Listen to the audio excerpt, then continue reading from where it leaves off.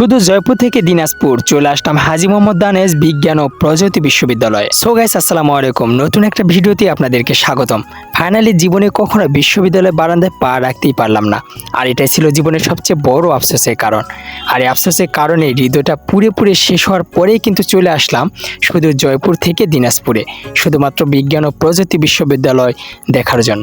যেহেতু আমার বাসা থেকে দিনাজপুর অনেক দূরে, সেজন্য ব্যাগে জামা কাপড় গুছিয়ে নিয়ে 2-3 দিনের উদ্দেশ্যে রওনা দিয়ে দিলাম দিনাজপুরের উদ্দেশ্যে। আকাশটা অনেক খারাপ ছিল, আর কিছুক্ষণ পরে মুষলধারে বৃষ্টি নামা শুরু হয়ে গেল। আর এরকমই বৈরী আবহাওয়াতে জার্নি করাটা বেশ মজারই ছিল। যাই হোক গাইস, অবশেষে পৌঁছে গেলাম দিনাজপুরের সেই কাঙ্ক্ষিত স্থান হাজী মোহাম্মদ দানেশ বিজ্ঞান ও প্রযুক্তি বিশ্ববিদ্যালয়, যা উত্তরবঙ্গের সবচেয়ে বড় বিদ্যাপীঠ হিসেবে পরিচিত। এই বিশ্ববিদ্যালয়ের নান্দনিক একাডেমিক ভবনগুলো সত্যি আমাকে মুগ্ধ করেছে, সাথে খেলার মাঠও।